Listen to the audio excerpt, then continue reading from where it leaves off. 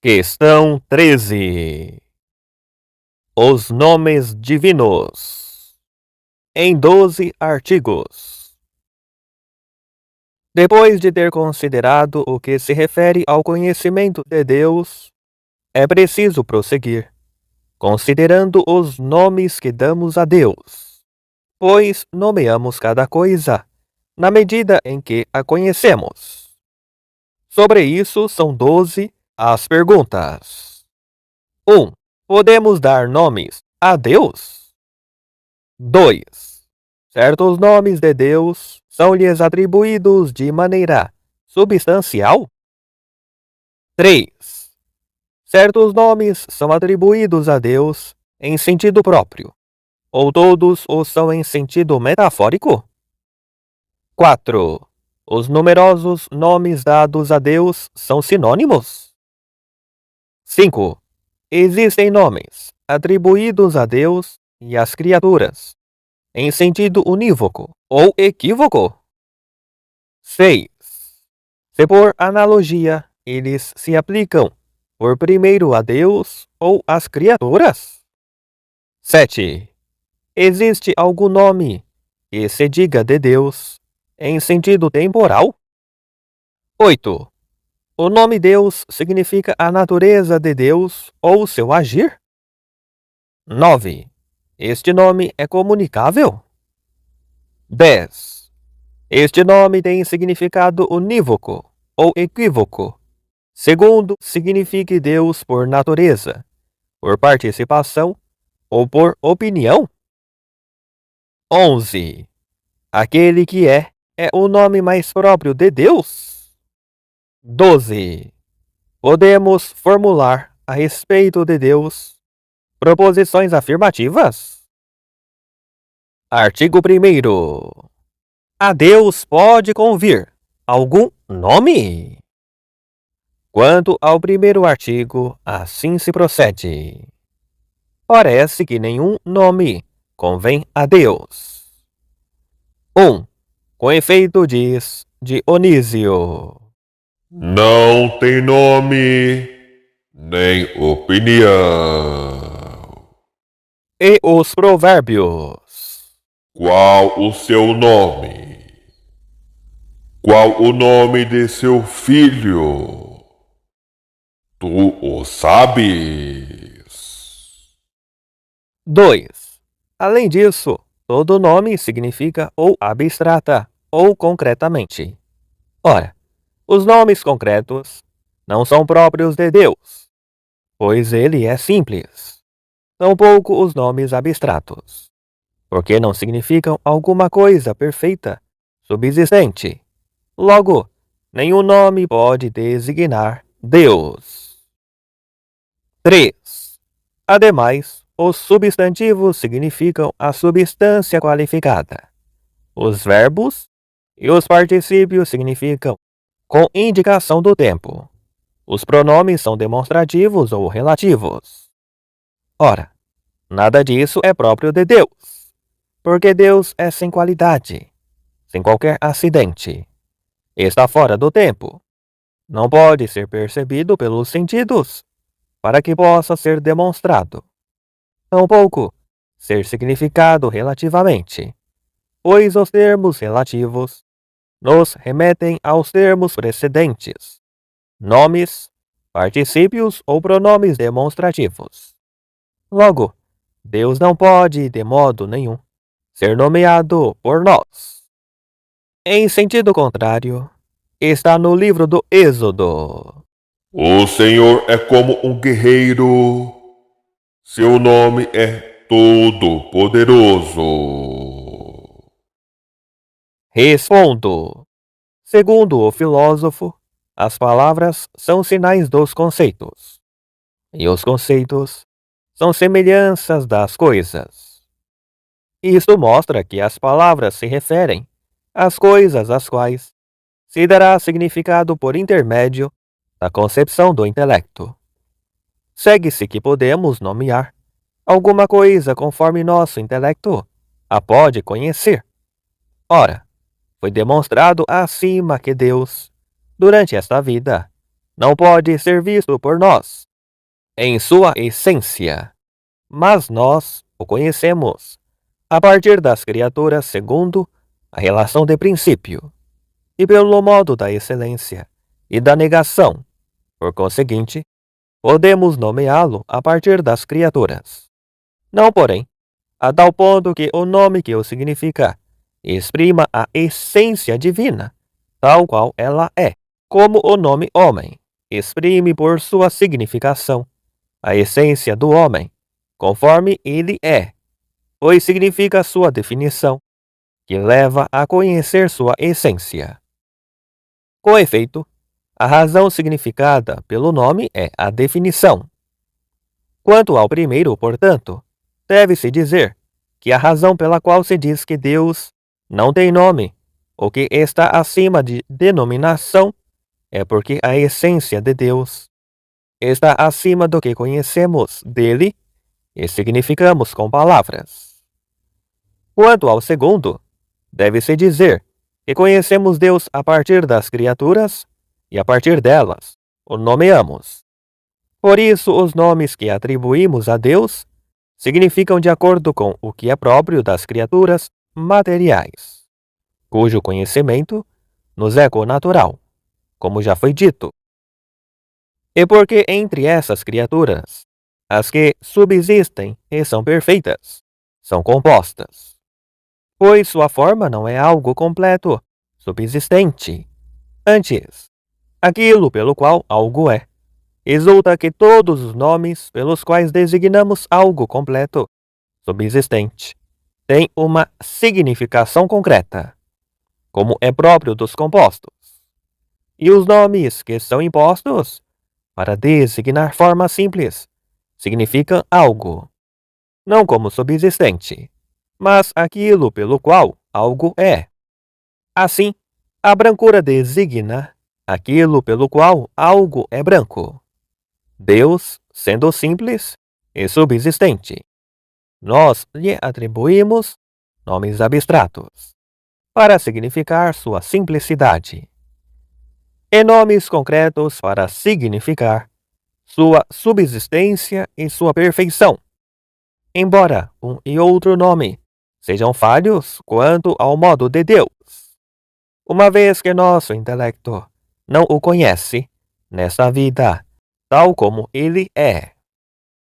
Quanto ao terceiro, deve-se dizer que significar a substância qualificada é significar o supósito com a natureza, ou forma determinada, em que subsiste. Por isso, assim como são atribuídos a Deus nomes concretos, para significar sua subsistência e perfeição, como acabamos de dizer, assim são atribuídos a Deus nomes que significam a substância qualificada. Quanto aos verbos e aos particípios, que significam o tempo, dizem-se dele, porque a eternidade inclui todos os tempos. Como não podemos apreender e significar o que é simples, subsistente, a não ser segundo o que é composto, tampouco podemos conhecer e exprimir em palavras a eternidade que é simples, a não ser segundo o que é temporal, e isto em razão da connaturalidade de nosso intelecto com as coisas compostas e temporais. Quanto aos pronomes demonstrativos, são atribuídos a Deus enquanto manifestam aquilo que é conhecido pelo intelecto, não aquilo que é percebido pelos sentidos, pois é à medida que nosso intelecto o alcança que pode ser manifestado, e assim, segundo o modo pelo qual nomes, particípios e pronomes demonstrativos são ditos de Deus, segundo esse modo, pode ser significado por pronomes relativos. Artigo 2º. Algum nome é atribuído a Deus de maneira substancial? Quanto ao segundo, assim se procede. Parece que nenhum nome é atribuído a Deus de maneira substancial. 1. Com efeito, Damasceno escreve: É necessário que cada um dos nomes atribuídos a Deus não signifique o que ele é, segundo sua substância, mas mostrar o que ele não é, ou uma relação, ou o que decorre de sua natureza ou operação. 2. Além disso, Dionísio afirma: Encontrarás o hino dos santos teólogos aos retos modos de proceder de Deus, que distingue as denominações de Deus, explicativas e de louvor. Isto significa que os nomes empregados pelos santos doutores para o louvor divino se distinguem segundo os modos de proceder de Deus. Mas o que significa o modo de proceder de uma coisa? Nada significa da essência desta última. Logo, os nomes atribuídos a Deus não são atribuídos a Ele, de maneira substancial. 3. Ademais, nomeamos alguma coisa de acordo com nosso conhecimento a respeito dela. Ora, nesta vida, não conhecemos Deus segundo sua substância. Logo, nenhum dos nomes que dizemos de Deus é-lhe atribuído segundo sua substância. Em sentido contrário, Agostinho diz: Para Deus ser é o mesmo que ser forte ou ser sábio, e qualquer coisa que digamos desta simplicidade, pela qual é significada sua substância. Portanto, todos esses nomes significam a substância divina. Respondo: os nomes que atribuímos a Deus de maneira negativa, ou que exprimem uma relação de Deus com a criatura, é claro que não significam de modo nenhum sua substância, mas a negação de alguma coisa dele, ou sua relação com outra coisa, ou melhor, a relação de alguma coisa com ele. Mas a respeito dos nomes atribuídos a Deus de maneira absoluta e afirmativa, como bom, sábio e outros semelhantes, alguns têm múltiplas opiniões. Assim, alguns disseram que todos esses nomes, ainda que sejam atribuídos de forma afirmativa, mais se destinam a negar alguma coisa de Deus do que a afirmar. Para eles, dizer que Deus é um vivente quer dizer que ele não é, como as coisas sem vida. E assim se deve entender dos demais. É essa a opinião do Rabi Moisés. Outros dizem que esses nomes significam a relação de Deus com a criatura, de modo que quando dizemos Deus é bom, isto quer dizer Deus é causa de bondade nas coisas. E o mesmo para os outros nomes. Nenhuma dessas opiniões, porém, parece admissível por 3 motivos. 1.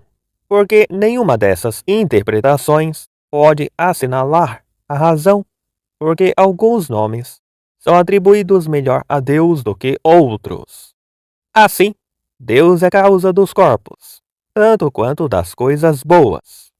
Portanto, se quando se diz Deus é bom, significa apenas que Deus é causa das coisas boas. Poder-se-ia dizer que Deus é corpo, porque é a causa dos corpos. Igualmente, ao se dizer que é corpo, nega-se que seja um ente, puramente em potência, como a matéria primeira. 2. Porque daí resultaria que todos os nomes atribuídos a Deus seriam atribuídos secundariamente. Por exemplo, dizemos de um remédio que é sadio, secundariamente, para significar apenas que ele é causa de saúde para o animal, o qual, primeiramente, é dito são. 3. Porque isto é contrário à intenção daqueles que falam de Deus. Quando dizem de Deus que é um vivente, não entendem dizer que seja causa de nossa vida, o que difira dos corpos sem vida. Eis porque devemos falar de outra maneira. Esses nomes significam a substância divina e são atribuídos a Deus substancialmente, mas são deficientes para representá-lo. Eis a razão. Os nomes significam Deus de acordo com o que nosso intelecto conhece dele. Ora, nosso intelecto conhece Deus a partir das criaturas. Assim, ele o conhece como estas o representam. Já ficou demonstrado que Deus, que contém em si todas as perfeições das criaturas, é absoluta e universalmente perfeito. Assim, uma criatura qualquer representa Deus. Ele é semelhante, enquanto é dotada de alguma perfeição. Não que ela o represente como algo da mesma espécie ou do mesmo gênero, mas como o princípio transcendente, cuja forma os efeitos são deficientes. Dela, porém, eles guardam certa semelhança, como as formas dos corpos inferiores representam a energia do Sol. Foi o que acima expusemos, ao tratar da perfeição divina. Portanto, os nomes alegados significam a substância divina, mas o fazem de modo imperfeito, como as criaturas o representam também de modo imperfeito. Então, quando se diz Deus é bom, isso não quer dizer Deus é causa de bondade ou Deus não é mau, mas o sentido é: o que chamamos bondade nas criaturas preexiste em Deus e de maneira superior. Portanto, daí não se segue que seja próprio de Deus ser bom por causar a bondade. Pelo contrário, porque é bom difunde a bondade nas coisas. Segundo as palavras de Agostinho. Porque ele é bom, nós somos. Quanto ao primeiro, portanto, deve-se dizer que esse Damasceno diz que esses nomes não significam o que Deus é porque nenhum deles exprime perfeitamente o que ele é. Cada um, no entanto, significa Deus imperfeitamente, assim como as criaturas o representam, de modo também imperfeito. Quanto ao segundo, deve-se dizer que na significação dos nomes, às vezes, uma coisa é de onde o nome foi tomado, e outra é o que o nome está destinado a significar. Por exemplo, o nome pedra foi tomado do fato que machuca o pé, e, no entanto, não foi para significar o que fere o pé, mas uma espécie de corpo. Do contrário, tudo o que fere o pé seria pedra. Assim, pois, deve-se dizer que esses nomes divinos são tomados dos modos de proceder da divindade, assim como, segundo os diversos modos de proceder das perfeições, as criaturas representam Deus, ainda que de maneira imperfeita. Do mesmo modo, nosso intelecto conhece a Deus e o nomeia de acordo com cada modo de proceder. No entanto, os nomes divinos não são tomados para significar os modos de proceder, como se ao dizer Deus é um vivente, entendêssemos, dele procede a vida, mas para significar o próprio princípio das coisas, como a vida preexiste nele, ainda que sob uma forma mais eminente do que se possa compreender ou significar. Quanto ao terceiro, deve-se dizer que não podemos nesta vida conhecer a essência divina, como existe em si mesma, mas a conhecemos representada nas perfeições das criaturas. É neste sentido que a exprimem os nomes empregados por nós. Artigo 3º. Algum nome é atribuído a Deus em sentido próprio? Quanto ao terceiro, assim se procede. Parece que nenhum nome é atribuído a Deus em sentido próprio. 1. Com efeito, todos os nomes atribuídos a Deus os recebemos das criaturas, como foi explicado. Ora, os nomes das criaturas são atribuídos a Deus por metáfora, quando se diz Deus é um rochedo, Deus é um leão, etc. Logo, todos os nomes atribuídos a Deus o são por metáfora. 2. Além disso, nenhum nome é atribuído, em sentido próprio, a alguém, quando é mais exato negar-lhe do que afirmar este nome. Ora, todos estes nomes, bom, sábio e outros semelhantes, nós os negamos a Deus com maior veracidade do que os afirmamos, como mostra Dionísio.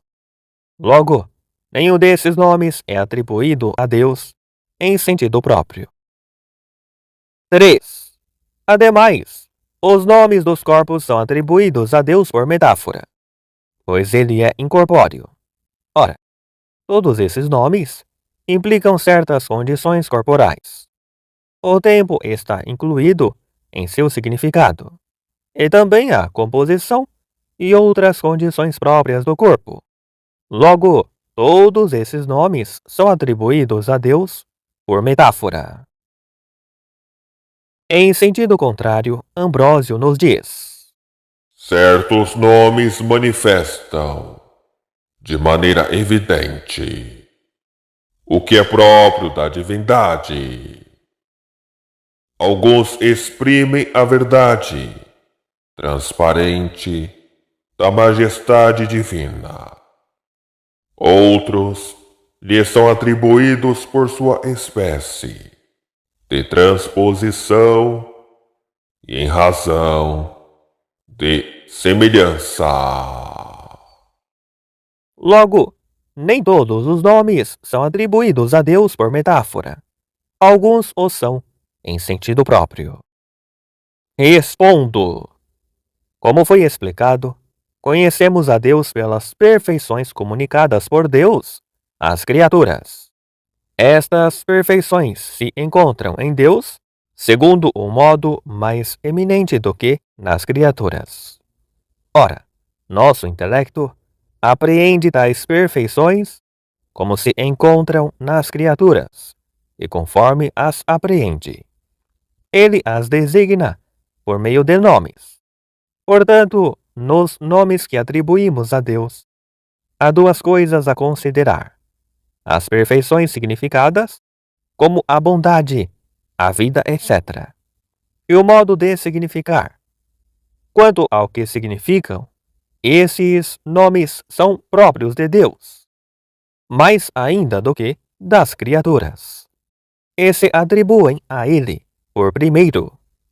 Mas quanto ao nome de significar, esses nomes não mais se atribuem a Deus com propriedade, porque seu modo de significar é próprio das criaturas.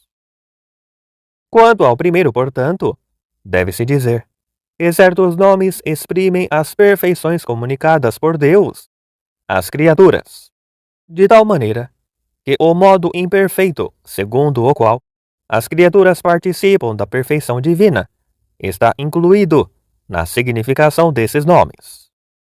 Assim, pedra, rochedo, significa um ente existente, com sua materialidade. Tais nomes só podem ser atribuídos a Deus por metáfora.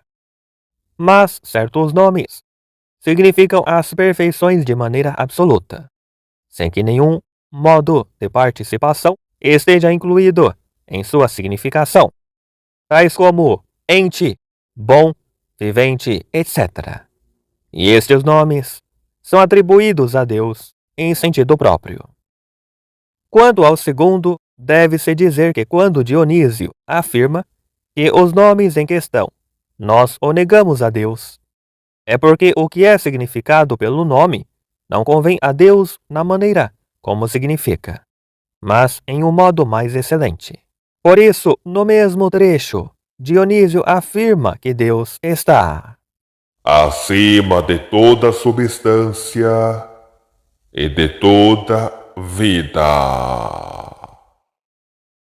Quanto ao terceiro, deve-se dizer que os nomes atribuídos em sentido próprio a Deus implicam condições corporais, não no significado do nome, mas quanto ao modo de significar. Ao contrário, os nomes atribuídos a Deus por metáforas implicam uma condição corporal em seu próprio significado.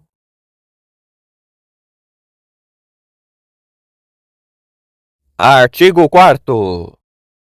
Os nomes atribuídos a Deus são sinônimos? Quanto ao quarto, assim se procede. Parece que os nomes atribuídos a Deus são sinônimos. 1. O efeito, chama-se sinônimos os nomes que significam totalmente a mesma coisa. Ora, os nomes atribuídos a Deus significam totalmente a mesma coisa em Deus, porque a bondade de Deus é sua essência, igualmente a sabedoria, etc. Logo, esses nomes são totalmente sinônimos. 2. Além disso, se afirmasse que esses nomes significam a mesma coisa na realidade, mas segundo razões diversas, podemos objetar. Uma razão a que nada corresponde na realidade é uma razão vazia. Logo, se essas razões são múltiplas, quando a realidade é una, tudo indica que tais razões são vazias. 3. Ademais, o que é uno na realidade, e segundo a razão, é mais uno do que aquele que é uno na realidade, e múltiplo segundo a razão. Ora, Deus é ao máximo uno. Logo, parece que ele não seja uno na realidade, e múltiplo segundo a razão. Assim, os nomes atribuídos a Deus não significam razões diversas. São, pois, sinônimos. Em sentido contrário, todos os sinônimos unidos entre si produzem palavras vazias, como se chamássemos vestido de hábito. Por conseguinte, se todos os nomes atribuídos a Deus são sinônimos, não se poderia convenientemente chamá-lo de Deus bom ou qualquer outra coisa. No entanto, está escrito em Jeremias: Ó Fortíssimo, grande e poderoso, teu nome é Senhor dos exércitos. Respondo. Esses nomes atribuídos a Deus não são sinônimos. Seria fácil verificá-lo se disséssemos que tais nomes foram introduzidos para negar ou para afirmar uma relação de causalidade entre Deus e suas criaturas.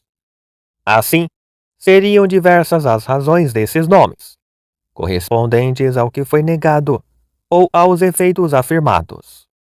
Mas conforme foi explicado, esses nomes significam a substância divina, ainda que imperfeitamente, e assim fica inteiramente claro do que precede, que eles têm razões diversas. A razão que o nome significa é o que o intelecto concebe, na realidade, significada pelo nome. Ora, nosso intelecto, conhecendo Deus pelas criaturas, forma para entendê-lo concepções proporcionadas às perfeições comunicadas por Deus às criaturas. Essas perfeições preexistem em Deus na unidade e simplicidade. Nas criaturas, porém, são recebidas na divisão e multiplicidade. Às perfeições diversas das criaturas corresponde um único princípio simples, representado pelas muitas perfeições das criaturas, de maneira variada e múltipla. Do mesmo modo, as concepções múltiplas e diversas de nosso intelecto corresponde a algo uno, totalmente simples, apreendido de modo imperfeito por meio dessas concepções. Segue-se que os nomes atribuídos a Deus, ainda que signifiquem uma única coisa, não são sinônimos, porque a significam segundo razões múltiplas e diversas. Quanto ao primeiro, pelo exposto está clara a resposta, pois chamam-se sinônimos os nomes que exprimem uma única realidade, segundo uma única razão. Os nomes que significam razões diversas de uma só coisa não significam primeiramente e por si uma única coisa, pois, como foi explicado, o nome não significa a coisa, senão por intermédio da concepção do intelecto. Quanto ao segundo, deve-se dizer que as razões múltiplas desses nomes não são inúteis e vazias, pois a todas corresponde uma realidade, una e simples, representada por elas de modo múltiplo e imperfeito. Quanto ao terceiro, deve-se dizer que faz parte da perfeita unidade de Deus, que o que se encontra nos outros, em estado múltiplo, e dividido nele, exista de modo simples e uno, e daí ocorre que ele seja uno na realidade, e múltiplo segundo a razão, porque nosso intelecto o apreende multiplamente, assim como também, multiplamente, as coisas o representam. Artigo 5º. Os nomes são atribuídos a Deus e às criaturas, de maneira unívoca. Quanto ao quinto, assim se procede. Parece que os nomes são atribuídos a Deus e às criaturas de maneira unívoca. 1. Com efeito, todo nome equívoco se reduz a um nome unívoco, como o múltiplo se reduz ao uno. Por exemplo, se o nome cachorro é por equívoco aplicado ao cão que late e ao cão marinho, é indispensável que seja dito de maneira unívoca para certos animais, isto é, para todos os que latem. Do contrário, teríamos de ir ao infinito. Ora, existem no mundo agentes unívocos que coincidem com seus efeitos quanto ao nome e quanto à definição, como o homem gera o homem. Outros agentes são equívocos, como o sol que produz o calor, sem que ele próprio seja quente, a não ser de modo equívoco. Parece que o primeiro agente, ao qual todos os outros agentes se reduzem, é um agente unívoco. Logo, o que atribuímos simultaneamente a Deus e às criaturas é atribuído de maneira unívoca. 2. Além disso, entre os equívocos, não existe semelhança, como existe alguma semelhança da criatura com Deus, segundo o Gênesis. Façamos o homem a nossa imagem e semelhança. Parece que algo é atribuído de maneira unívoca a Deus e às criaturas. 3. Ademais, a medida é homogênea ao que é medido, como é dito no livro 10 da Metafísica. Ora, Deus é a medida primordial de todos os entes, como se afirma no mesmo texto. Logo, Deus é homogêneo às criaturas. E assim, algo é atribuído de maneira unívoca a Deus e às criaturas. Em sentido contrário, o que se atribui a diversos sujeitos sob o mesmo nome, não porém, segundo a mesma razão, lhes é atribuído de maneira unívoca. Ora, nenhum nome convém a Deus, segundo a razão com a qual é atribuído à criatura.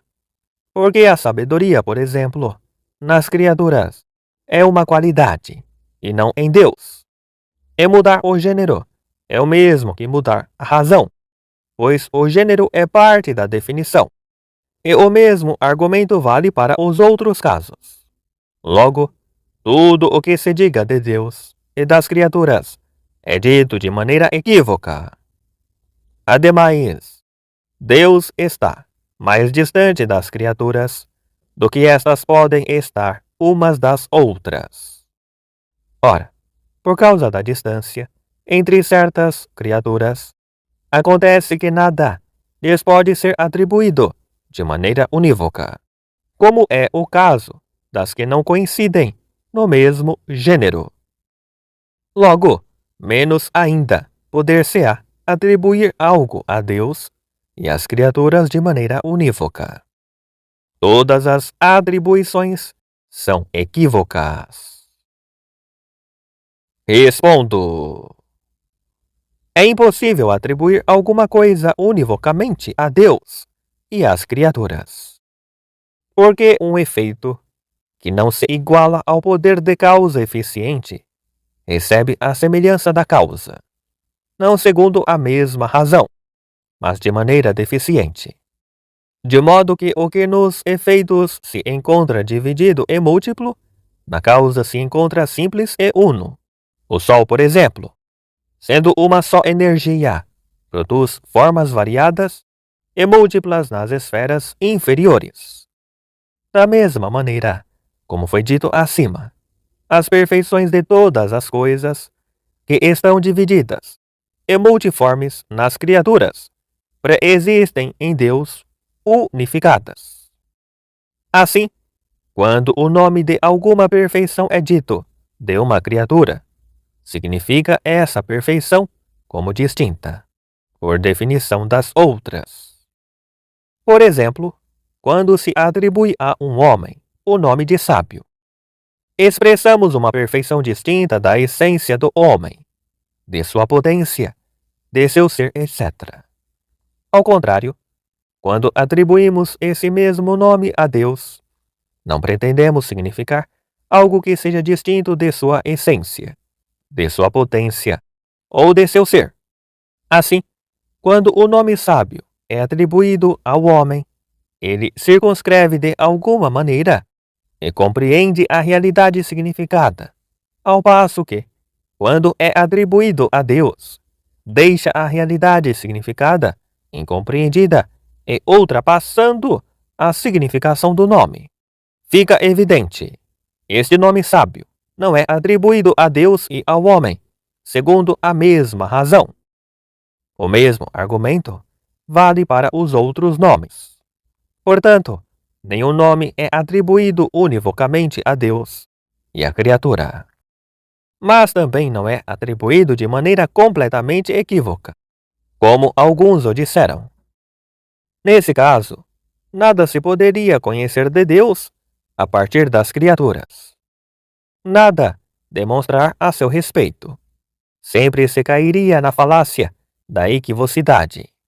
E isso vai contra o testemunho, tanto dos filósofos, que demonstram muitas coisas a respeito de Deus, quanto do próprio apóstolo, dizendo aos romanos: Perfeições invisíveis de Deus se tornam conhecidas por suas obras.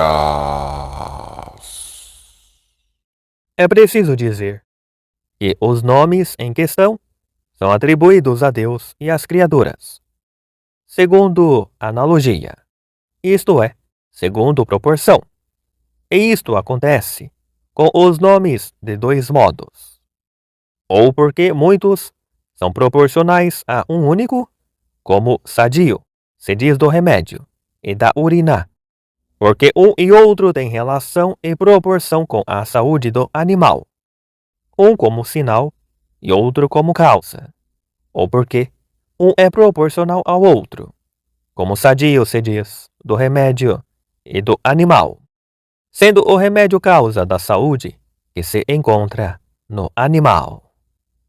É segundo essa maneira que alguns termos são atribuídos a Deus e à criatura por analogia, nem equívoca, nem univocamente. Só podemos nomear Deus a partir das criaturas, como já foi explicado. Assim, tudo o que é atribuído a Deus e à criatura é dito segundo a ordem existente da criatura para com Deus, como a seu princípio e a sua causa, em que preexistem em grau excedente todas as perfeições das coisas. E este modo médio de comunicação está entre a pura equivocidade e a simples univocidade. Nos nomes ditos por analogia, não há nem unidade da razão, como nos nomes unívocos, nem total diversidade das razões, como nos nomes equívocos. Mas o nome que é assim tomado em vários sentidos significa proporções diversas a algo uno, como por exemplo sadio, dito da urina, significa um sinal de saúde do animal. Dito do remédio, significa uma causa da mesma saúde. Quanto ao primeiro, portanto, deve-se dizer que, embora nas atribuições os nomes equívocos se reduzam aos unívocos, contudo, na ordem das ações, o agente não unívoco precede necessariamente o agente unívoco, porque o agente não unívoco é causa universal de toda espécie, como o Sol é causa da geração de todos os homens. O agente unívoco não é a causa eficiente universal de toda a espécie, senão seria a causa de si próprio, pois faz parte da espécie. Mas é causa particular daquele indivíduo, ao qual dá a participação na espécie. A causa universal, portanto, de toda uma espécie, não é um agente unívoco. Assim, a causa universal precede a causa particular. Esse agente universal, porém, ainda que não seja unívoco, não é por isso totalmente equívoco, pois se o fosse, não produziria um efeito semelhante a ele. Pode ser chamado agente análogo. Assim, nas atribuições, todos os termos unívocos se reduzem a um termo primeiro, que não é unívoco, mas análogo, e que é o ente. Quanto ao segundo, deve-se dizer que a semelhança entre a criatura e Deus é imperfeita, porque mesmo segundo o gênero, não há identidade entre eles, como foi explicado. Quanto ao terceiro, deve-se dizer que Deus não é uma medida proporcionada ao que ele mede. Por conseguinte, não é preciso que Deus e as criaturas estejam compreendidas em um mesmo gênero. O que se afirma em sentido contrário prova que os nomes em questão não são atribuídos a Deus e às criaturas de maneira unívoca, tampouco que o sejam de maneira equívoca. Artigo 6º. Esses nomes são atribuídos, por primeiro, às criaturas, e não a Deus. Quanto ao sexto, assim se procede. Parece que os nomes são atribuídos por primeiro às criaturas e não a Deus. 1. Com efeito, nomeamos algo na medida em que o conhecemos. Pois, segundo o filósofo, Os nomes são os sinais do que conhecemos. ora, por primeiro conhecemos a criatura e não a Deus. Logo, os nomes dados por nós por primeiro convêm às criaturas e não a Deus. 2. Além disso, segundo Dionísio, Nomeamos Deus a partir das criaturas. ora, os nomes das criaturas aplicados a Deus são atribuídos por primeiro às criaturas do que a Deus. como os nomes leão, rochedo, etc. Logo, todos esses nomes são atribuídos por primeiro às criaturas e não a Deus. 3. Ademais, todos os nomes que são atribuídos em comum a Deus e às criaturas são atribuídos a Deus como a causa de tudo, segundo Dionísio. Ora, o que é atribuído a algo em razão da causalidade é dito dela em segundo lugar. Por exemplo, o animal é dito sadio por primeiro e o remédio em segundo lugar, enquanto causa da saúde. Logo, esses nomes são atribuídos por primeiro à criatura e não a Deus. Em sentido contrário, está escrito na carta aos Efésios: Dobro os joelhos diante do Pai, de nosso Senhor Jesus, de quem toda a paternidade recebe seu nome, no céu e na terra. O mesmo argumento parece valer para os outros nomes atribuídos a Deus e às criaturas. Logo, estes nomes são atribuídos por primeiro a Deus e não às criaturas. Respondo. Quanto aos nomes atribuídos por analogia a vários, é necessário que sejam atribuídos com referência a um único. Por isso, esse deve figurar na definição de todos. E como a razão que o nome significa é a definição, como se diz no livro 4 da Metafísica, é necessário que esse nome seja atribuído por primeiro àquele que figura na definição dos outros, e em segundo lugar aos outros por ordem, segundo se aproximam mais ou menos do primeiro. Por exemplo, sadio, atribuído ao animal, entra na definição de sadio, atribuído ao remédio, que é chamado sadio enquanto causa a saúde do animal, e entra igualmente na definição de sadio, atribuído à urina, que é chamada sadia, enquanto sinal da saúde do animal. Assim, todos os nomes metaforicamente atribuídos a Deus são atribuídos por primeiro às criaturas, e não a Deus, porque atribuídos a Deus nada mais significam do que uma semelhança com as criaturas. Por exemplo, dizer que a campina ri, isto quer dizer, a campina, quando floresce, se apresenta embelezada, como o homem quando ri, segundo uma semelhança de proporção. Do mesmo modo, o nome leão, atribuído a Deus, nada mais significa do que Deus apresenta semelhança com o leão, porque em suas ações age fortemente como o leão. Fica claro que a significação de tais nomes atribuídos a Deus só se pode definir por aquilo que se diz das criaturas. Quanto aos outros nomes, que não são atribuídos a Deus por metáfora, valeria o mesmo argumento, se fossem atribuídos a Deus somente de maneira causal, como alguns afirmaram. Nesse caso, dizer Deus é bom nada mais seria do que dizer Deus é causa da bondade da criatura. Assim, o nome bom, atribuído a Deus, comportaria em sua significação a bondade da criatura, de modo que seria atribuído por primeiro à criatura e não a Deus. Mas já foi demonstrado que esses nomes não são atribuídos a Deus apenas em sentido causal, mas também em sentido essencial, quando se diz Deus é bom ou sábio. Significa não apenas que Deus é causa de sabedoria ou de bondade, mas que nele a sabedoria e a bondade preexistem de maneira supereminente.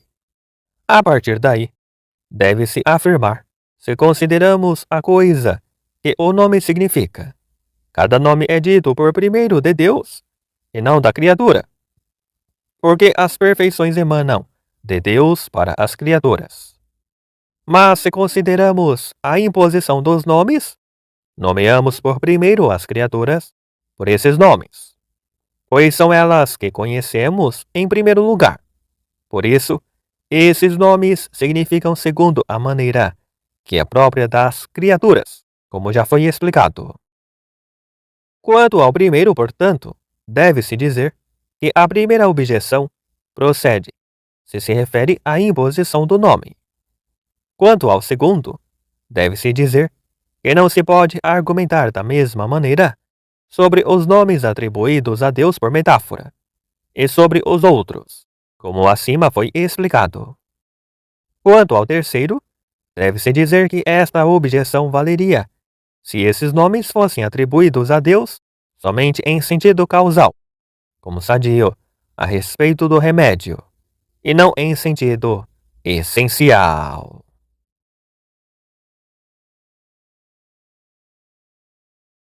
Artigo 7º. Os nomes que implicam relação com as criaturas são atribuídos a Deus em sentido temporal? Quanto ao sétimo, assim se procede. Parece que os nomes que implicam relação com as criaturas não são atribuídos a Deus em sentido temporal. 1. Com efeito, diz-se comumente que esses nomes significam a substância divina, o que leva Ambrósio a afirmar: Este nome, Senhor, exprime o poder que é em Deus, sua substância. Criador significa a ação de Deus, que é sua essência. Ora, a substância de Deus não é temporal, mas eterna. Logo, esses nomes não são atribuídos a Deus em sentido temporal, mas de eternidade. 2. Além disso, o que convém a algo em sentido temporal pode ser dito feito. Assim, o que é branco, nesse sentido, foi feito branco. Ora, ser feito não convém a Deus. Logo, nada é atribuído a Deus em sentido temporal. 3. Ademais, se alguns nomes são atribuídos a Deus em sentido temporal, em razão da relação que implicam com as criaturas, o mesmo argumento valeria para todos os nomes que implicam uma relação com as criaturas. Ora, certos nomes que comportam uma relação com as criaturas são atribuídos a Deus em sentido de eternidade. Assim, desde toda a eternidade, Deus conhece e ama a criatura, segundo o texto de Jeremias. Eu te amo com um amor eterno. Logo, os outros nomes que implicam relação com as criaturas, como Senhor e Criador, são atribuídos a Deus em sentido de eternidade. 4. Ademais, esses nomes significam relação, ou bem esta relação é algo em Deus, ou apenas na criatura. Ora, ela não pode estar unicamente na criatura, pois nesse caso, Deus seria chamado Senhor, segundo a relação oposta, a que está nas criaturas. Ora, nada é designado por seu oposto. Logo, a relação tem de ser algo em Deus. Em Deus, porém, nada é temporal, pois ele está acima do tempo. Logo, parece que esses nomes não são ditos de Deus em sentido temporal. Ademais, o que se diz segundo uma relação é dito relativamente. Por exemplo, Senhor diz-se segundo a relação de senhorio, como branco, segundo a de brancura. Assim, se a relação de senhorio não está em Deus realmente, mas somente segundo a razão, segue-se que Deus não é realmente Senhor, o que é evidentemente falso. 6. Ademais, os termos relativos, que não são simultâneos por natureza. Um pode existir sem que o outro exista. Por exemplo, existe objeto cognoscível, mesmo que não haja conhecimento. como se diz no livro das categorias. Ora, os termos relativos que se atribuem a Deus e à criatura não são simultâneos por natureza. Logo, pode-se atribuir algo de Deus com relação à criatura, ainda que a criatura não exista. E assim esses nomes, Senhor e Criador, são atribuídos a Deus em sentido de eternidade e não em sentido temporal. Em sentido contrário, Agostinho assegura que esta denominação relativa, Senhor, convém a Deus em sentido temporal. Respondo. Certos nomes que implicam relação com a criatura são atribuídos a Deus em sentido temporal e não de eternidade. Para prová-lo, deve-se saber que alguns afirmaram que a relação não é algo real, mas apenas da razão. Ora, isso é falso, pois as coisas reais, naturalmente ordenadas e referidas umas às outras. No entanto, deve-se saber que, como a relação exige dois extremos, é de três maneiras diferentes que ela pode ser real ou de razão. 1. Às vezes, é de razão dos dois lados, quando só existe entre os dois termos uma ordem ou relação segundo a apreensão da razão. Por exemplo, quando dizemos que o mesmo é idêntico ao mesmo. Pois quando a razão apreende duas vezes algo único, ela o estabelece como se fossem dois, e assim apreende nele uma relação com ele mesmo.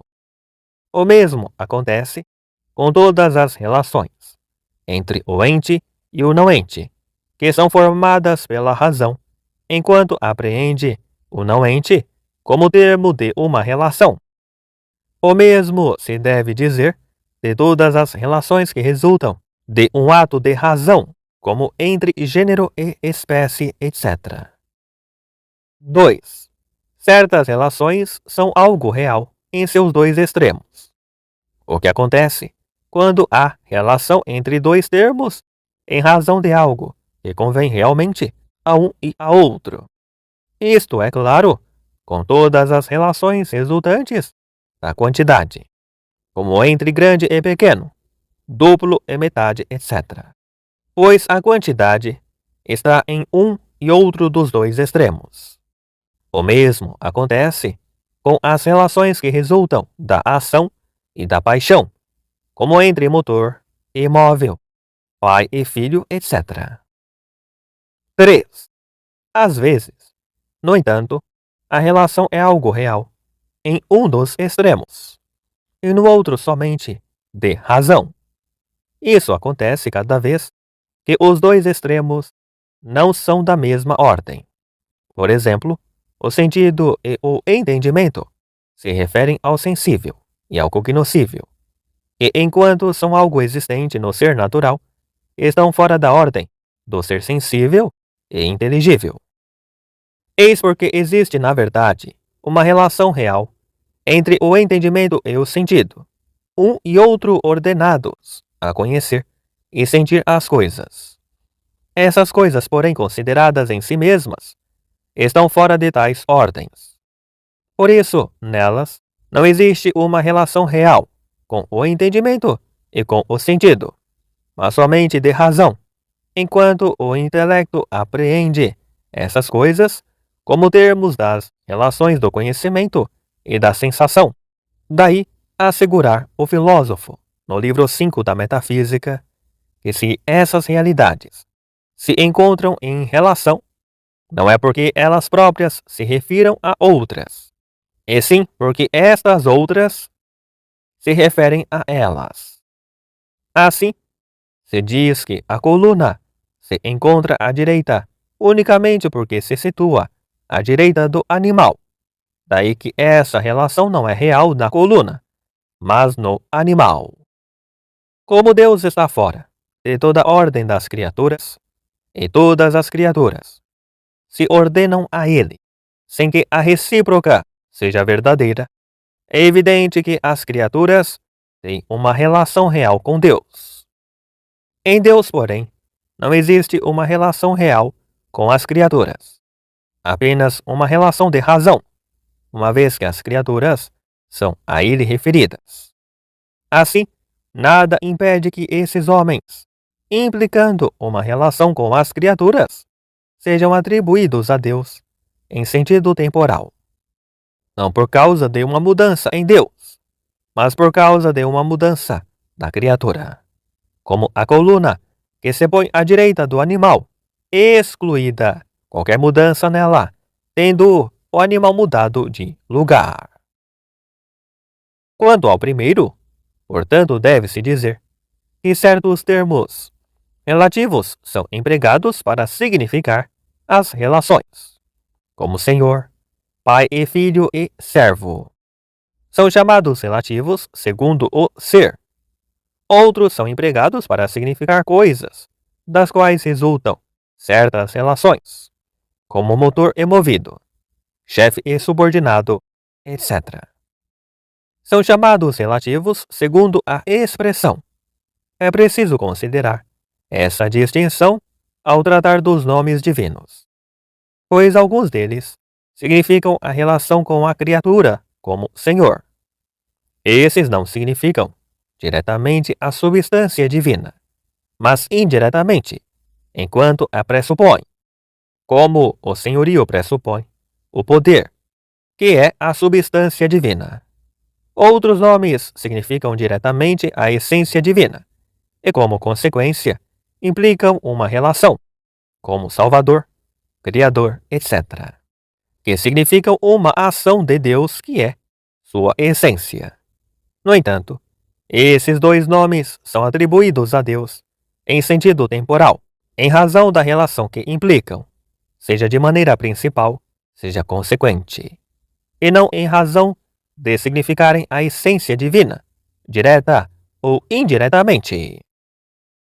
Quanto ao segundo, deve-se dizer que, como as relações atribuídas a Deus em sentido temporal não estão em Deus, senão segundo a razão, assim, ser feito ou ter sido feito somente são atribuídos a Deus, segundo a razão, excluída qualquer mudança em Deus. Como diz o salmista: Senhor, te fizeste nosso abrigo. Quanto ao terceiro, deve-se dizer que a operação do intelecto e da vontade está no que conhece e no que ama. Eis porque os nomes que significam as relações consecutivas a esses atos são atribuídos a Deus em sentido de eternidade, mas as relações consecutivas aos atos, que segundo o nosso modo de compreender, estendem-se a efeitos exteriores a Deus, são atribuídas a Ele em sentido temporal, como Salvador, Criador, etc. Quanto ao quarto, deve-se dizer que as relações significadas pelos nomes que são atribuídos a Deus, em sentido temporal, estão em Deus apenas segundo a razão, ao passo que as relações opostas, que estão nas criaturas, são reais. E não há inconveniente em que Deus receba nomes tirados de relações que são reais na criatura, contanto que nosso intelecto as apreenda como relações opostas em Deus, de modo que Deus seja dito relativamente à criatura, pelo fato de que a criatura lhe é referida, segundo o filósofo, no livro 5 da Metafísica, e cognoscível é dito relativamente porque o entendimento se refere a ele. Quanto ao quinto, deve-se dizer que, como Deus se refere à criatura, pela mesma razão que a criatura a ele se refere, e como a relação da sujeição é real da criatura, segue-se que Deus não é Senhor apenas segundo a razão, mas realmente, pois de acordo com a maneira segundo a qual a criatura lhe está sujeita, ele é chamado Senhor. Quanto ao sexto, deve-se dizer que, para conhecer-se termos relativos, são simultâneos ou não por natureza. Não se deve considerar a ordem das coisas a que se atribuem, mas o que significam esses termos relativos. Porque se um inclui o outro em sua compreensão e reciprocamente, então tais termos são simultâneos por natureza, como duplo e metade, pai e filho, etc. Porém, se um inclui o outro em sua compreensão, sem que haja reciprocidade, eles não são simultâneos por natureza. É o caso do conhecimento e do objeto cognoscível, pois o objeto cognoscível diz-se em potência, ao passo que o conhecimento em hábitos, ou em ato. Daí, e de acordo com a significação da palavra, o objeto cognoscível existe antes do conhecimento. Se toma, porém, o objeto cognoscível em ato, ele existe simultaneamente com o conhecimento em ato, pois algo só é conhecido se dele há conhecimento. Logo, ainda que Deus seja anterior às criaturas, como na significação de Senhor, está incluído que tenha um servo, e reciprocamente, estes dois termos relativos são simultâneos por natureza. Assim, Deus não foi Senhor antes de contar com criaturas sujeitas a Ele. Artigo 8º. O nome Deus significa a natureza de Deus? Quanto ao 8º, assim se procede. Parece que o nome Deus não significa a natureza de Deus. 1. Com efeito, Damasceno diz: Deus vem de Ta'el, que significa acudir, prover todas as coisas. Ou então de Aetaen, que significa queimar. Pois o nosso Deus é um fogo devorador de toda maldade, diz o Deuteronômio. Ou ainda de Estai, isto é, ver todas as coisas. Ora, tudo isso indica operações. Logo, o nome Deus significa operação e não natureza. 2. Além disso, damos o nome a algo a partir de nosso conhecimento. Ora, não conhecemos a natureza divina. Logo, o nome Deus não significa a natureza divina. Em sentido contrário, Ambrósio afirma que Deus é um nome de natureza. Respondo. A origem de um nome nem sempre corresponde ao que passa a significar. Por exemplo, conhecemos a substância de uma coisa por suas propriedades ou suas operações. Assim, nós lhe damos o nome às vezes por tal operação ou propriedade, como quando nomeamos a substância da pedra por alguma sua ação, a saber, porque machuca o pé. No entanto, este nome não foi dado para designar a ação de machucar, mas a substância da pedra. Quando se trata de coisas que nos são conhecidas por si mesmas, como o calor, o frio, a brancura, etc., essas não são nomeadas por nenhuma outra coisa. Portanto, nesses casos, o que o nome significa é igual ao significado de origem. Como Deus não nos é conhecido em sua natureza própria, mas dá-se a conhecer a nós por suas atividades ou suas obras, é a partir delas que podemos nomeá-lo, como se disse acima. Por isso mesmo, o nome Deus designa uma operação se consideramos sua origem. Esse nome foi dado em razão da providência universal das coisas. E todos aqueles que falam de Deus entendem chamar de Deus o que tem a providência de todas as coisas. É o que escreve Dionísio. A divindade é a que tudo vê, com uma previdência e uma bondade perfeitas. O nome Deus, tomado dessa operação, foi dado para significar a natureza divina. Quanto ao primeiro, portanto, deve-se dizer que o que diz Damasceno se refere à providência, de onde o nome Deus foi tirado. Quanto ao segundo, deve-se dizer que, à medida que, pelas propriedades e pelos efeitos de determinada coisa, podemos conhecer sua natureza, nós podemos exprimi-la por um nome. Por exemplo, podemos conhecer a substância da pedra em si mesma a partir de sua propriedade. Assim, sabendo o que é a pedra, este nome pedra significa a natureza da pedra em si mesma. Significa, portanto, a definição de pedra, pela qual sabemos o que é a pedra. Pois a razão significada pelo nome e a definição, como se diz no livro 4 da Metafísica. Ao contrário, a partir dos efeitos de Deus, não podemos conhecer a natureza divina em si mesma, a ponto de sabermos sua essência, mas pelo modo do excesso, da causalidade e da negação, como já foi explicado. É assim que o nome Deus significa a natureza divina. Este nome foi adotado para designar o que existe acima de tudo, que é o princípio de tudo, que é separado de tudo, é o que pretendem significar os que usam o nome de Deus.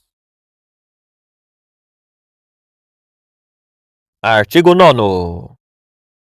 O nome Deus é comunicável? Quanto ao nono, assim se procede. Parece que o nome Deus é comunicável. 1. Com efeito, o nome é comunicado a quem é comunicada a coisa significada pelo nome. Ora, já foi explicado que o nome Deus significa a natureza divina, que é comunicável a outros segundo a segunda carta de Pedro. Ele nos concedeu coisas grandes e preciosas que nos tinham sido prometidas, para que, graças a elas, nos tornemos participantes da natureza divina. Logo, o nome Deus é comunicável. 2. Além disso, apenas os nomes próprios não são comunicáveis. Ora, o nome Deus não é um nome próprio, mas um nome comum. A prova é que tem plural, como testemunha o Salmo 81. Eu declaro, vós sois deuses. Logo, o nome Deus é comunicável. 3. Ademais, o nome Deus é dado pelas operações, como foi explicado. Ora, os outros nomes dados a Deus, seja por suas operações, seja por suas obras, são comunicáveis, como bom, sábio, etc. Logo, o nome Deus também é comunicável. Em sentido contrário está no livro da sabedoria. Deram a pedra e a madeira o nome incomunicável. E se trata do nome da divindade. Logo, o nome Deus é incomunicável. Respondo. O nome pode ser comunicável de duas maneiras: propriamente ou por semelhança. O nome é comunicável propriamente quando se pode comunicá-lo a vários, segundo toda a sua significação. Ele é comunicável por semelhança quando se pode comunicá-lo a vários de acordo com alguma das coisas incluídas em sua significação.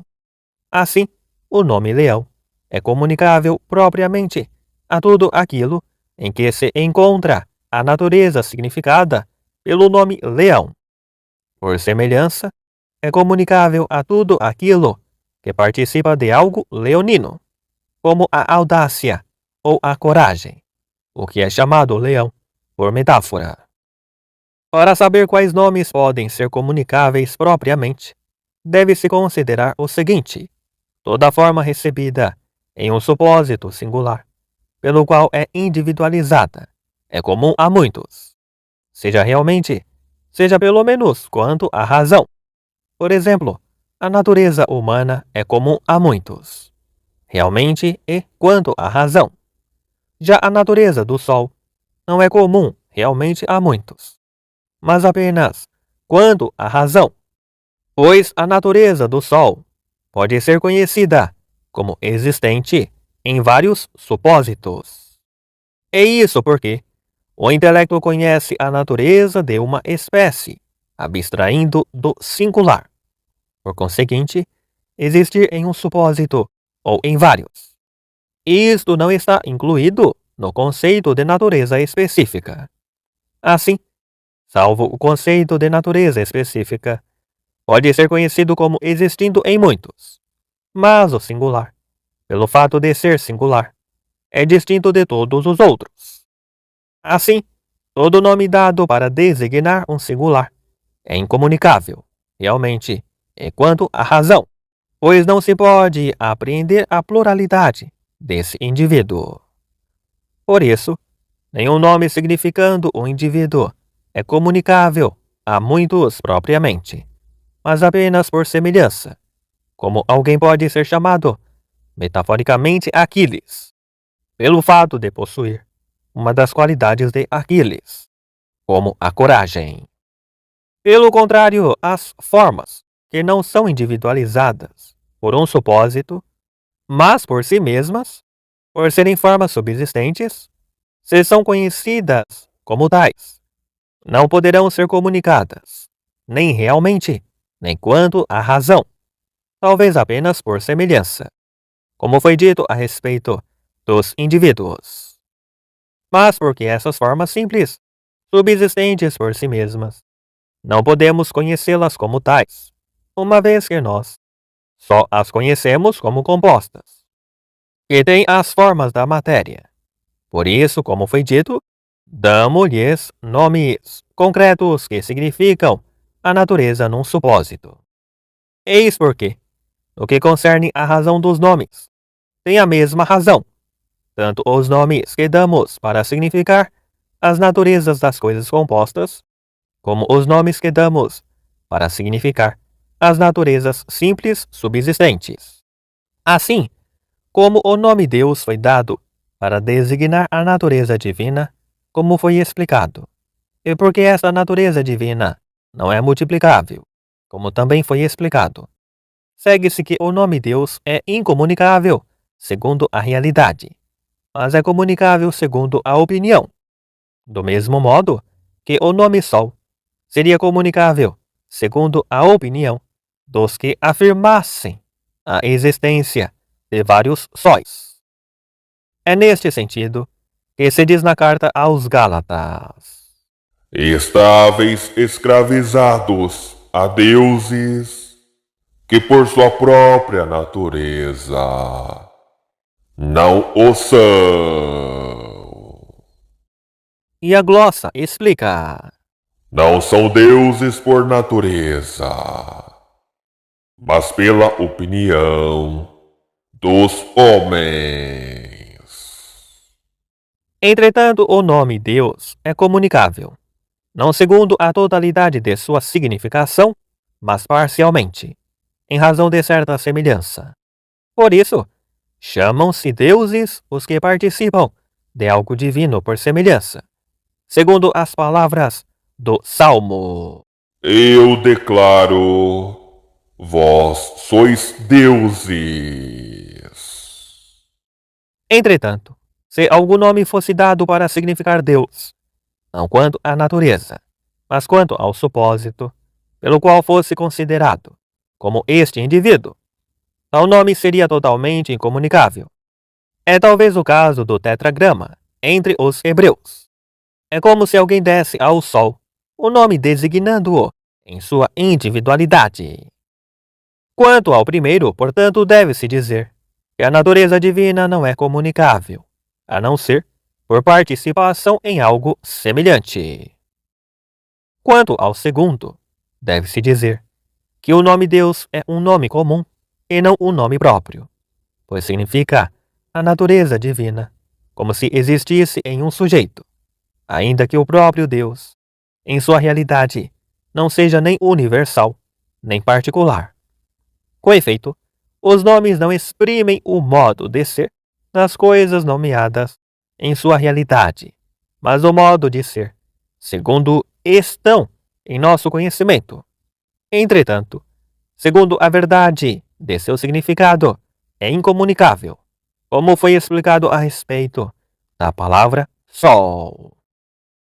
Quanto ao terceiro, deve-se dizer que esses nomes, bom, sábio e outros semelhantes, foram dados a partir das perfeições comunicadas por Deus às criaturas. No entanto, não foram dados para significar a natureza divina, mas para significar, de modo exclusivo, as perfeições. Eis porque, mesmo segundo a verdade das coisas, elas são comunicáveis a muitos. Por outro lado, o nome Deus foi dado a Deus a partir de uma operação própria que experimentamos constantemente para significar a natureza divina.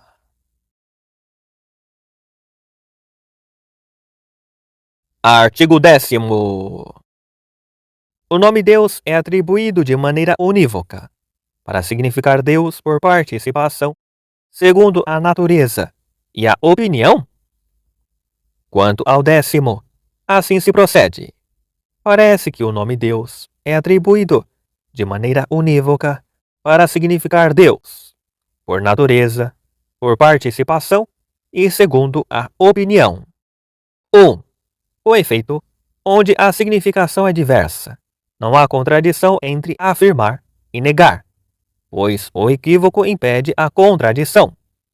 Ora, o católico, ao dizer o ídolo não é Deus, contradiz o pagão que diz o ídolo é Deus.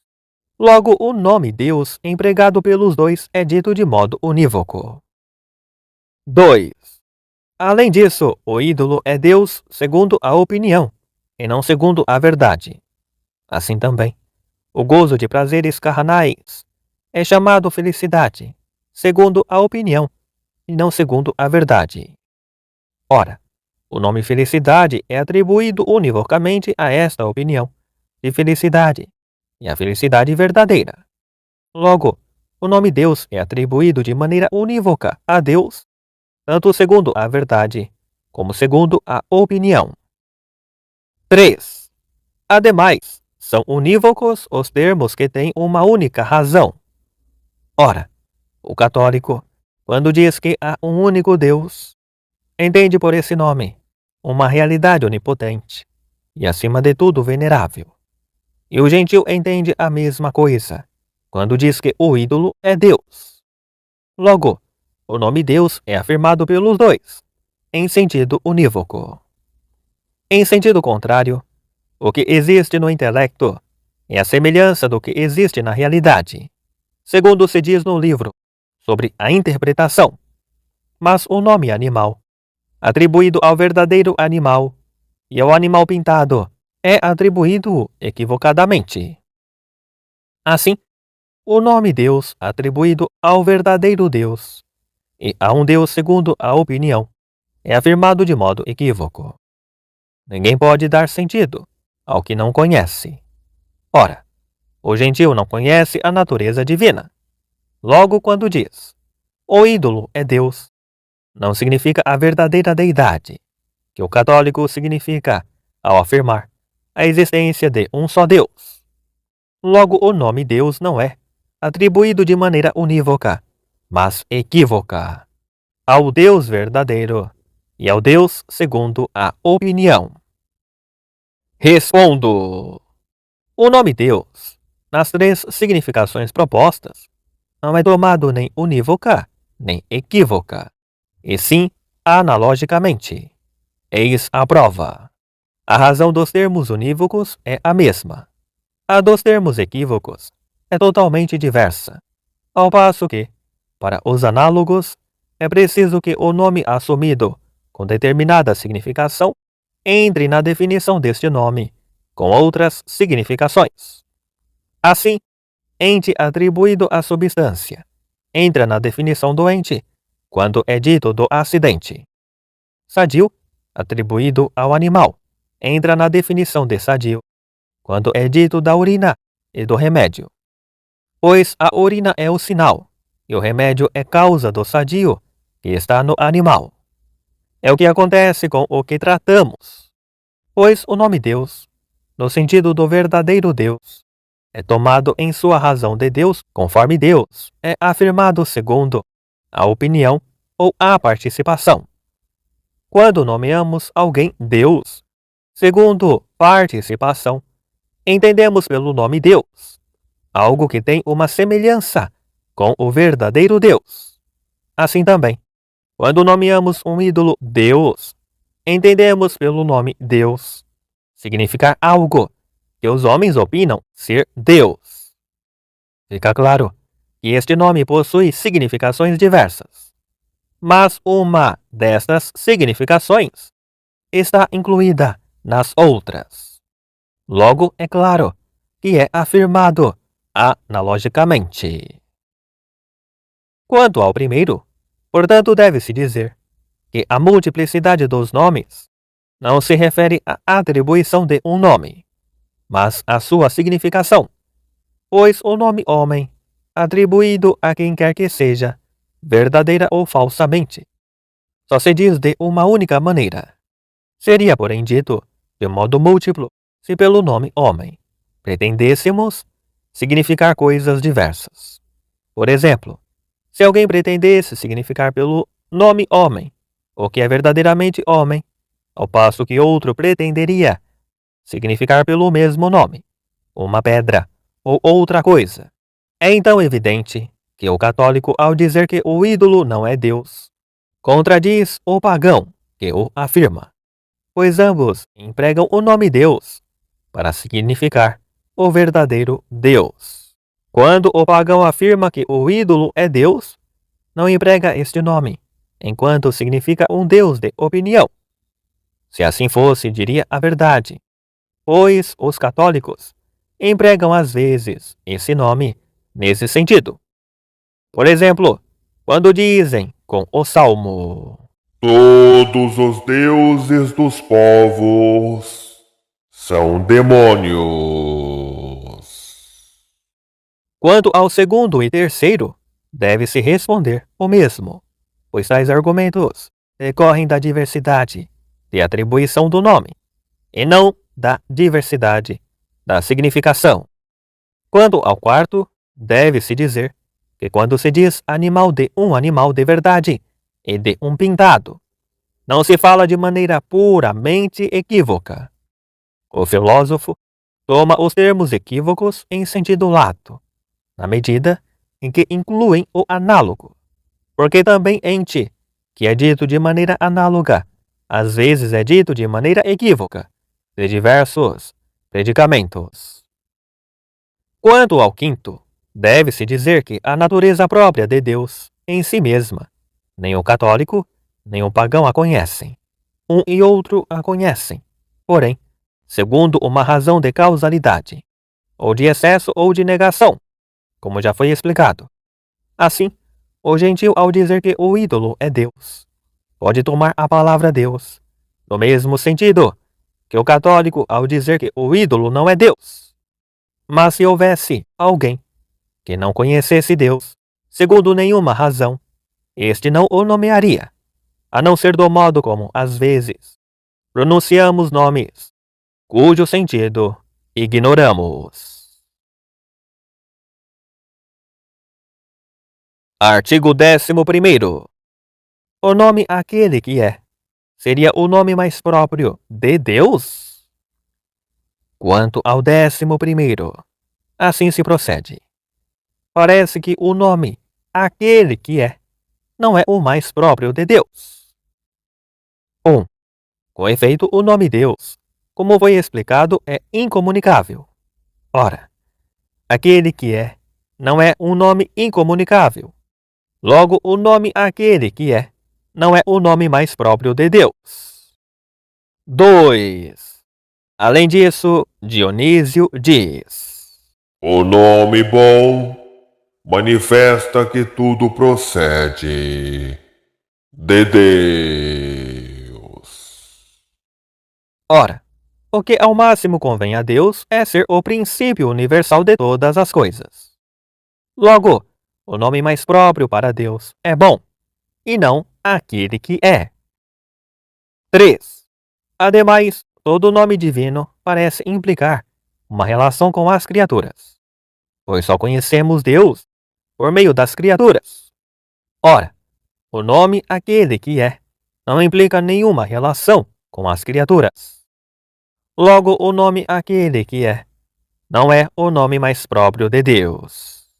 Em sentido contrário, quando Moisés propôs a Deus esta questão: Se me perguntarem qual é teu nome, o que lhes direi?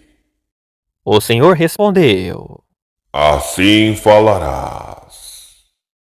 Aquele que é, me enviou a vós.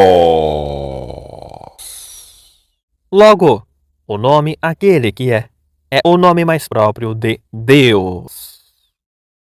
Respondo: o nome aquele que é o nome mais próprio de Deus, por 3 razões. 1. Por causa de sua significação, pois não designa uma forma, mas o próprio ser.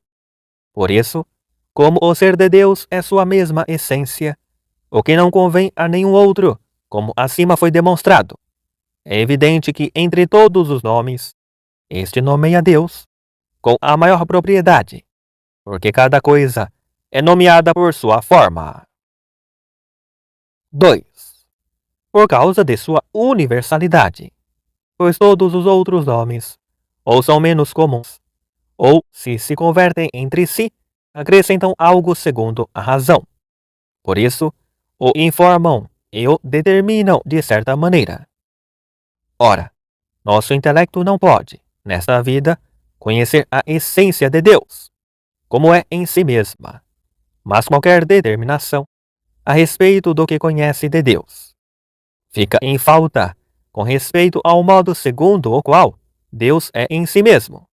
Assim, quanto menos os nomes são determinados, e quanto mais são gerais e absolutos, tanto mais propriamente os atribuímos a Deus.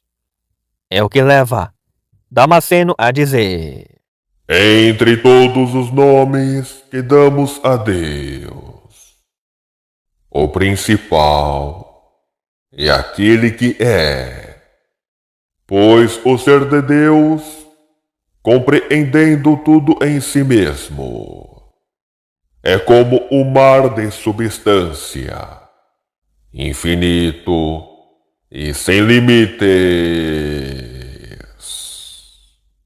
qualquer outro nome determina algum modo da substância da coisa, ao passo que o nome aquele que é não determina nenhum modo de ser. Ele é sem determinação em todos os modos.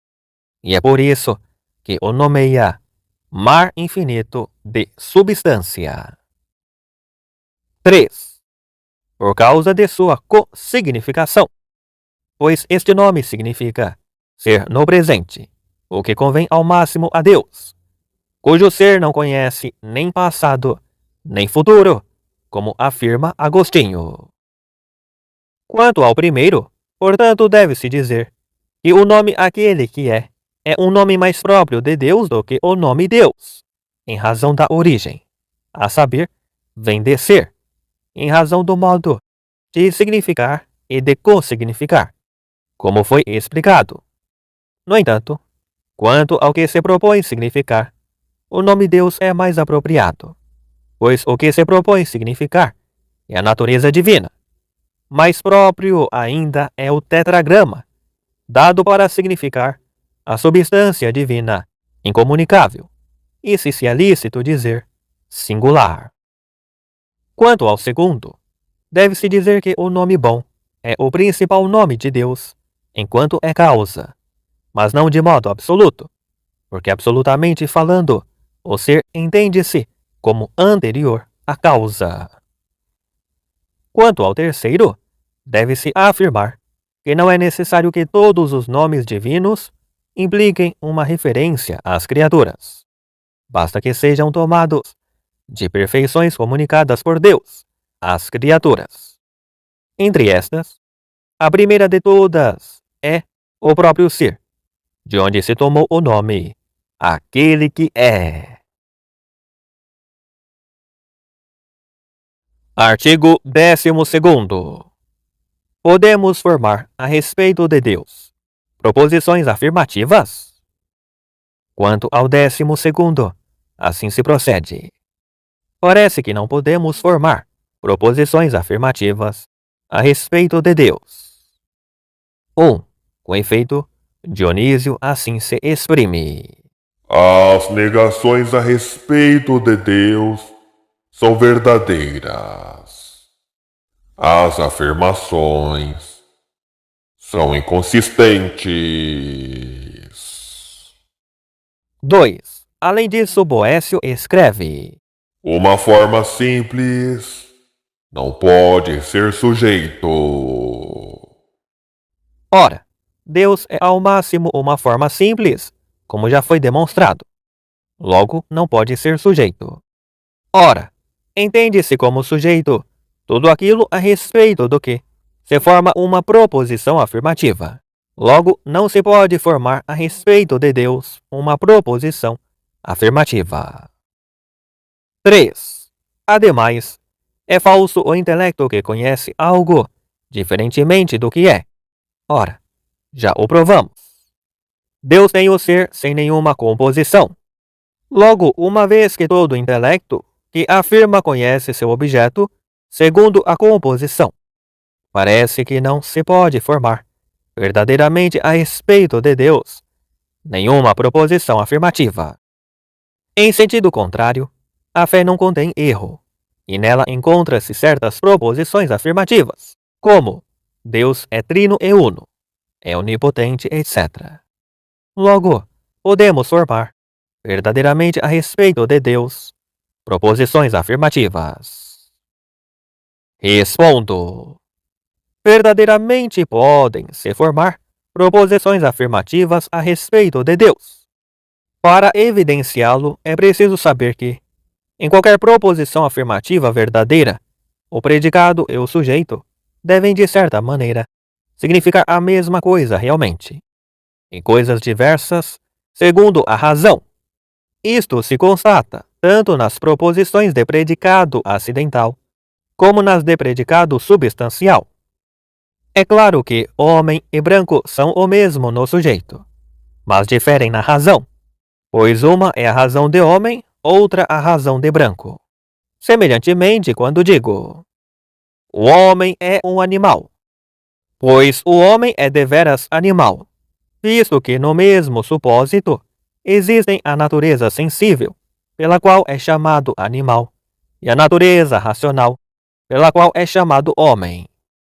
É assim que, igualmente nesse caso, o predicado e o sujeito são idênticos quanto ao supósito, mas diversos quanto à razão. Mas nas proposições em que o mesmo é afirmado de si mesmo, isso se verifica ainda de certa maneira, pois o que o intelecto afirma do sujeito, ele o transfere para o supósito, mas o que afirma do predicado, ele transfere para a natureza de uma forma num supósito existente, conforme se diz que os predicados são assumidos formalmente e os sujeitos materialmente. Ora, a essa diversidade que é de razão, corresponde a pluralidade do predicado e do sujeito, ao passo que o intelecto significa a identidade da coisa pela composição.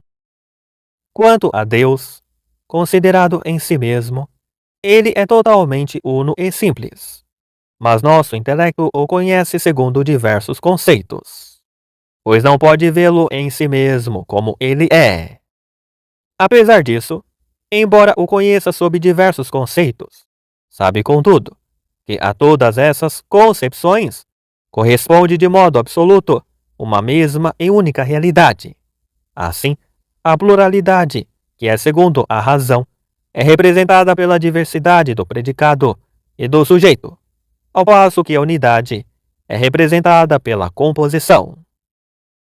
Quanto ao primeiro, portanto, deve-se dizer que quando Dionísio afirma que as proposições relativas a Deus são inconsistentes, ou segundo outra tradução, inconvenientes, quer dizer que nenhum nome cabe a Deus segundo o modo de sua significação, como foi explicado acima. Quanto ao segundo, deve-se dizer que nosso intelecto não pode apreender as formas simples subsistentes em si mesmas, mas as apreende à maneira dos compostos, nos quais há algo que é sujeito e algo inerente a este sujeito. Por conseguinte, apreende a forma simples como um sujeito e lhe atribui algo. Quanto ao terceiro, deve-se dizer que a proposição é falso o intelecto, que conhece algo diferentemente do que é. Tem dois sentidos. Conforme o advérbio diferentemente determine o verbo conhecer por parte do objeto conhecido, ou por parte do intelecto que conhece. Se por parte do objeto conhecido a proposição é verdadeira, e seu sentido é o seguinte: o intelecto conhece que uma coisa é diferente do que ela é falso. Aqui, porém, não se trata disso. Formando a respeito de Deus proposições afirmativas, nosso intelecto não o declara composto, mas simples. Se, ao contrário, tomamos o advérbio por parte do intelecto que conhece, a proposição é falsa, porque uma é a maneira de operação do intelecto, outra a de ser da coisa. É claro que nosso intelecto conhece imaterialmente as coisas materiais, inferiores a ele. Não que as conheça como imateriais, mas seu modo de conhecer é imaterial. Igualmente, quando conhece o que é simples acima dele, o conhece segundo seu modo próprio, isto é, por composição, sem com isso conhecê-lo como composto. Assim, nosso intelecto não está errado quando forma proposições compostas a respeito de Deus.